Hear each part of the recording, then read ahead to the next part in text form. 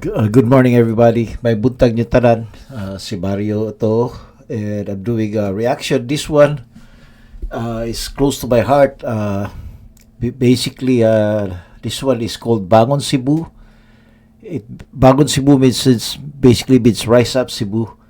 It's a tribute song for the earthquake victims in Cebu. As you probably heard, about 3 days ago, there was a very large earthquake in Cebu.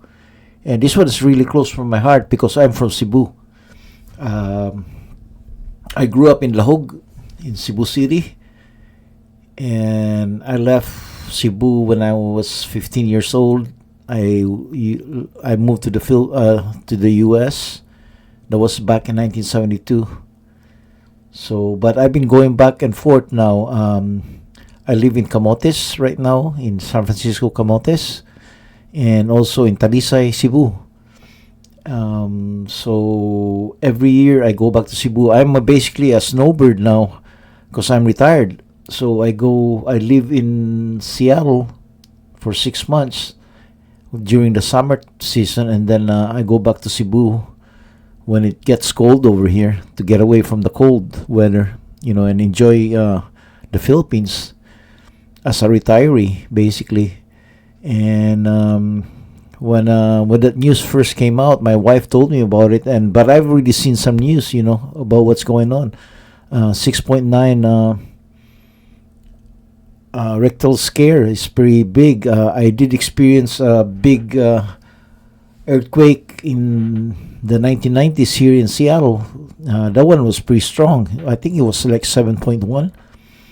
And I remember I was driving in the freeway on my minivan, and all of a sudden lakas ang freeway, parang yung parang sumasayaw, and the car went do do do do do do do do do do do. I didn't know what was going on. Akala ko ano ba, nasisira ba yung kotse? Akala ko may something like an engine trouble. I didn't know there was an earthquake, but I just felt it, na it was going dug dug dug dug dug. Akala ko yung may problema yung kotse. Pagdating ko sa opisina, pag-abot na ko sa opisina, people were telling me how scared they were. They were yelling, and they basically hid under the table. They thought the ceiling was gonna go down. Ganun kalakas. So I could just imagine ano kalakas yun, yung 6.9. Lalo na sa Pilipinas, yung, the houses are really flimsy, hindi matibay. So madali lang kung ganun kalakas. Palagi ko natutumban na lahat eh. So grabe. So I'm just happy na they're doing this tribute. So it's my tribute to the people who passed away in that, who died in that big and also not only people who died, but mga ibang victims, yung mga bahay nila nasira, yung nasaktan na hospital. Hopefully people would donate more money to help them, and hopefully the government would come in and help out. And also I want to thank all the volunteers that's helping. So let's do the song. Here we go. The province of Cebu declaring a state of calamity after last night's killer quake that left at least 53 dead. That San Romeo only has 11 dead so far and not 22. Medellin has 10, Sogod has 1, Tabuelan has 1, while Bugos City has 30.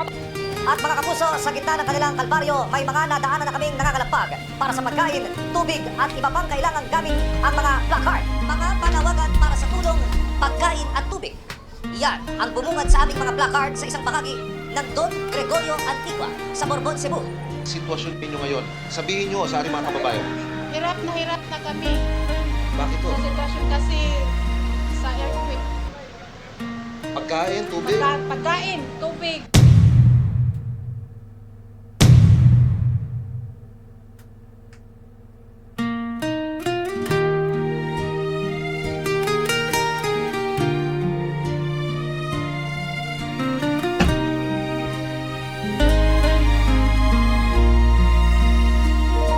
Sa kagabon, kalit lang nga linog, balay na humno, mga damgo na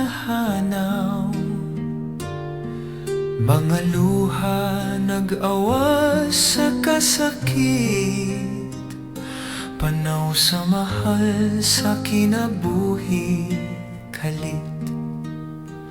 Mga bukid ng uyog, dagat ni sayaw, mga tao nang itaog dalampanan, apan bisan sa kangit-ngit nga malalom, dili mawala ang paglaom nga gamhanan. Bangon Cebu, hawak kamay nating itayo, bayanihan, pag-ibig ang ating sigaw.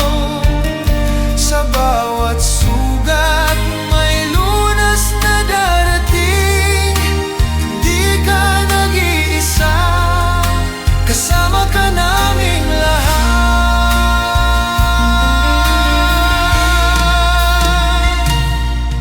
Cebu, imong kusog dili matumba, paglaom mo dalang pansa tanan. Sabay-sabay buong bansay aawi, bangon Cebu, kami karamay. Bangon Cebu, hawak kamay nating itayo, bayanihan, pag-ibig ang ating sigaw. Sa bawat sugat may lunas na darating, di ka nag-iisa, kasama ka naming lahat.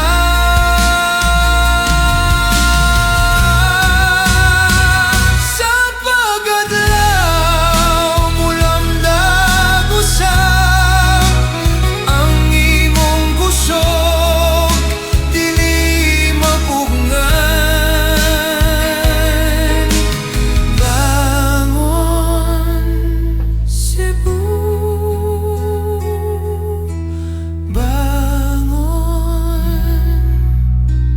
Cebu.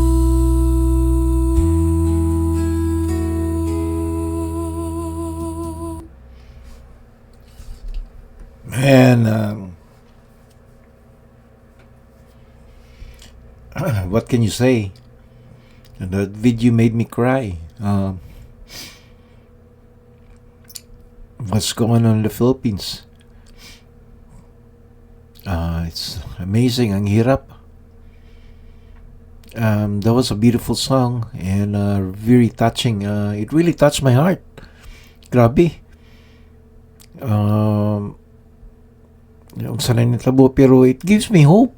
Kaya nakakita ko sa mga tao, na may tabang yun, na ang bayanihan spirit sa Pilipinas na agihapon bisag unsa ka lisod.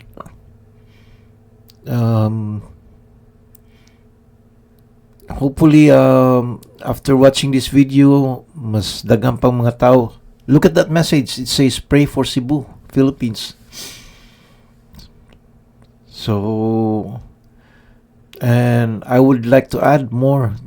Just praying helps, pero I think if people can donate, and if they don't have money to donate, maybe their time para mutabang, or do their part basically.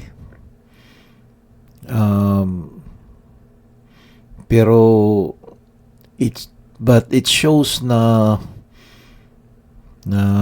ang Filipino dili lang, sometimes when this kind of disaster happens, I want to bring it back to the corruption thing. Can you imagine if katong kwarta na niadto sa mga politician na 20%, 30% na ilang gipang kurakot, if that would go to disaster money, para if there's disaster all over the Philippines and they could send that money to help out wherever disaster happens. Kasi kibaw na ka Pilipinas, daghang kay bagyo, then dako kay tabang. So hopefully kanang mga kawatan na politician, hopefully they'll feel guilty na nidato sila sa ilang gibuhat. Nakalimot sila sa mga regular na tao na kinganhan og tabang.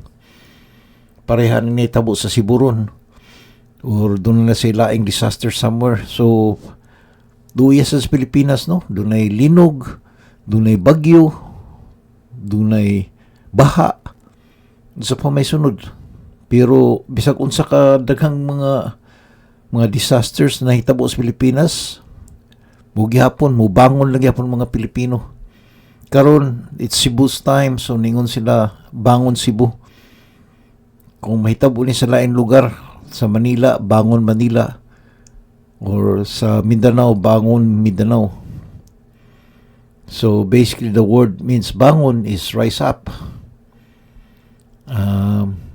Thank you again. And whoever this video, iSurge Music. I've done some iSurge Music. Katong ilang anti-corruption song. Pero this one is about the disaster. So, daghang kay salamat iSurge Music for doing this. That song was amazing. The voice was beautiful. The lyrics was touching. And the melody is amazing. So, again, thank you for your work. You deserve all the credit in this world. Thank you.